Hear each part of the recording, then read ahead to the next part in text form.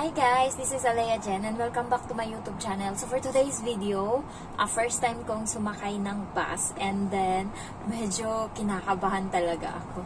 Ayan, so paano nga ba sumakay ng bus dito sa Hong Kong? Yung bus dito sa Hong Kong guys is by stop, hindi katulad sa atin sa Pinas na pwede kang magsabi na para. Pero sa Manila now is kung alin yung station ng MRT, nagkakamali na ako, MTR na yung nasasabi ko.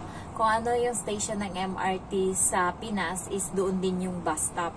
Ayan. So, pero dito is every street may bus stop siya. And, kailangan mong bumaba, hindi pwedeng sumigaw ka. Pag nakasarado na yung pinto, hindi ka na pwedeng sumigaw na, para, bababa ako, ganyan, ganyan. Wala na. So, disiplinado dito sa Hong Kong, guys. Kaya, pag sinabing bus stop na yan, dyan ka bababa, is dyan ka talaga bababa.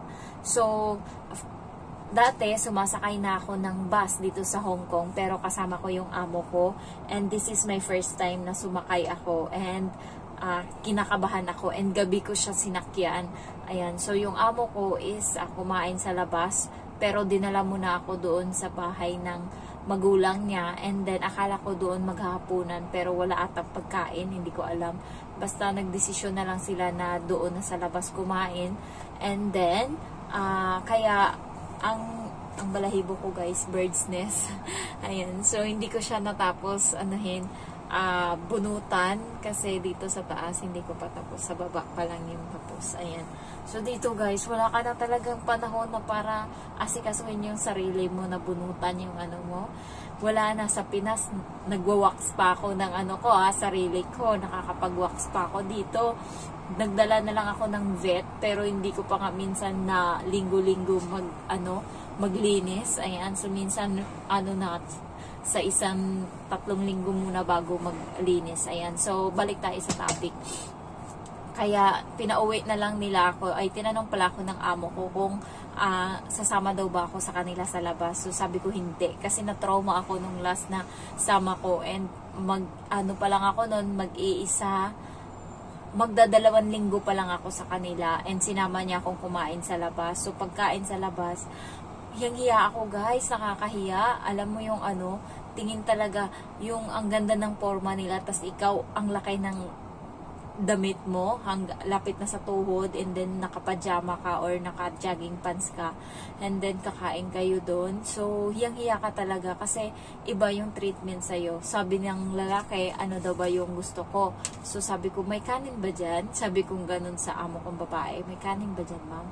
Sabi niya, nung nakita ko yung price ng kanin is mahal yung may kanin, siya 78 sa pera natin, parang 400 plus, ayan. So sabi niya, meron doon parang noodle siya, wonton. So sabi niya, hindi kami nagkakanin kapag tanghali. Yun yung sabi niya. So, nahiya ako. Sabi ko, sige, na lang akin. Ito na lang noodles. Kasi sabi niya, nagdo-noodles lang daw sila. Yung noodles kasi 50 lang. Sa pera natin is 350 pesos. So, noodles na lang yung pinili ko. And then, pagkatapos nung nagulat ako nung sinerve na, yung kanya kanin yung kinain. And then, aking noodles. Sa bata, noodles. And then, sa amo kong lalaki, kanin din. So, parang pagdating doon sa table, hiya ka talaga guys, kasi hindi mo alam anong gagawin mo, and then hindi ka marunong gumamit ng chopstick kasi 2 linggo ka pa lang dito sa sa Hong Kong.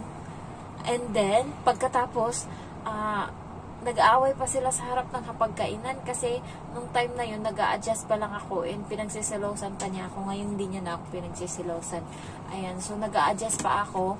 Siyempre yung lalaki ino-offer sa akin ngayon yung tea. Ayan, so inikot niya ngayon yung mesa, and sakto yung amo kong babae is kumukuha ng tubig na mainit. So bad trip talaga siya, galit na galit siya dun sa lalaki, and kahit mismo sa harap ng pagkainan, nag-aaway silang dalawa.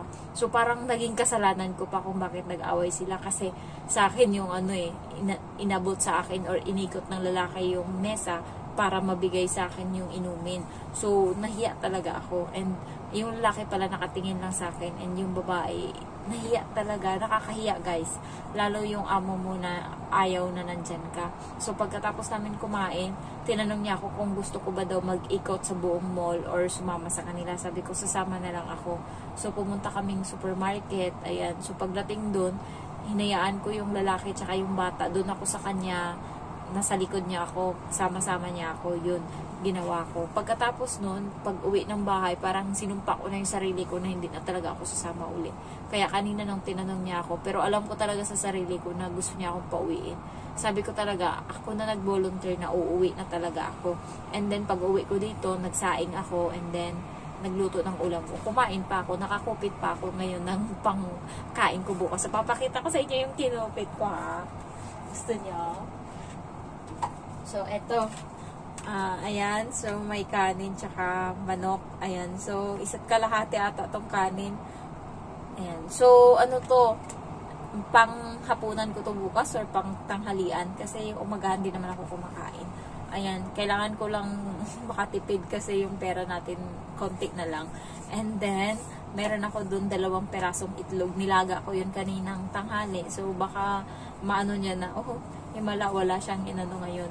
So, iniwan ko dun sa kusina. Bukas, bago ako malis, kukunin ko yun. Makikita niya na, andun, may 2 nilagang itlog ako. So, pag sakay pala ng bus, nandun na tayo sa bus. Ayan, so, sakay ka ng bus, and then itap mo yung octopus mo. Pagkatapos niyan is makakaltasan na yung octopus mo. Isang beses ka lang mag-tap ng octopus pag aakyat ka ng bus, is yun yung pag-akyat mo talaga. Pagbaba mo, hindi ka na magtatap. Pwede kang magbayad ng coins, pero exact amount. Pero karamihan talaga guys, nagbabayad. Octopus yung gamit talaga. Kaya kailangan, pag sumakay kayo ng bus, meron kayong octopus or single journey. Pero octopus talaga always yung ginagamit. And then, pag sumakay ka na guys, tignan mo yung ano dun, kasi may mga nakalagay naman kung anong station yung or bus stop yung susunod. Halimbawa, ako, Quellen Street ako bababa. So, Namchong yung, before ng Quellen Street is Namchong. So, Namchong pa lang, tatayo ka na, and then, pipindutin pagka baba na yung mga tao sa Namchong. Halimbawa, Namchong to, bumaba na yung mga pasahero sa Namchong. So, pag lakad ng bus, or pag, ng bus, pag, niya na, pag start niya na, diretso na uli. So, bago pa mag-Quellen Street, pindutin mo na yung bus stop, ay yung, yung bell nila doon, yung parang, red. Ayan. So, ipapakita ko na lang yung video dito, mamaya. Pindutin mo yun bago pa yung station mo na susunod, bago pa yung bus stop na susunod, para, natimbrihan mo na yung driver na bababa ka next na bus stop. So, ganun yung nangyari, guys. And, para hindi kayo maligaw, kasi ako, first time ko kanina, nag-google talaga ako, and nakalagay doon yung 914 na bus yung sinakyan ko. Meron kasing ruta-ruta yan guys. Every number, meron yan kung saan sila pupunta. So, ako 914. So, 914, sinerch ko sa Google, 914 bus stop, ganon. So, every bus stop nakalagay doon kung ano yung susunod. So, doon ko tinitignan kasi doon ako sa pinakataas sumakay. Kailangan pagka gusto nyo, pagbaguhan pa lang kayo, sumakay kayo doon sa baba kasi 2 floor yan eh. First and second yung bus nila. So, sa first kayo sumakay kasi nandun yung parang screen na nakalagay talaga yung araw na ito yung susunod. Pag sa taas kasi, parang pangalan lang yung nakasulat. So, dun ako pumesto sa taas kaya tinignan ko na lang yung sa cellphone ko sa Google para hindi ako lumagpas or bumaba ng hindi sa tamang babaan. Ayan. So, pagkatapos nun is, nung Namchong na, unti-unti na akong bumaba, and pagdating doon ng Quellen Street is bumaba na ako, and likod lang nun yung building namin. Kaya ayun, madali lang siyang sumakay, pero hindi ko pagamay talaga yung bus. Pero yung ibang mga kasamahan ko or kaibigan ko, mas sanay sila sa bus. Ako mas gamay ko yung MTR or yung train. Mas doon ako mas napapadali ako. Pero kasi sabi ng amo ko, pag nasa train ka, nakatayo ka nga, and malayo yung lalakarin. Pero pag bus is dito lang sa ng bahay namin, and lang siya, nakaupo ka pa talaga sa loob ng bus. So, ayun lang guys, isi-share ko lang yung first time ko na pagsakay ng bus, and sana kayo matuto din. Ayan, so bukas holiday, so hayahay ang buhay. Ayan, so i-upload ko to bukas. Ayan, so thank you guys for watching, and next vlog ko is i-reveal ko sa inyo kung magkano nga ba yung sinasahod ko dito sa YouTube. Ayan. So, thank you so much for watching. Bye-bye. Hi guys! This is Alea Jen and welcome back to my YouTube channel. So, for today's video, first time ko sumakay ng bus pa uwi kasi dito kami sa bahay ng parents ng amo kong babae and then umalis sila kasi magkakain sila sa labas. Gusto nila akong isama pero nung nakaraang sumama ako na out of place ako and nagsisi ako, ayoko nang sumama uli. Kaya uuwi na lang ako, doon ako kakain sa bahay, magluluto ako. Ayan, so ikukwento ko sa inyo yung experience ko later kasi first time ko to. And iba dito kasi may mga bus stop. Hindi katulad sa Pinas na ang dali lang sumakay ng bus. Dito try natin, okay?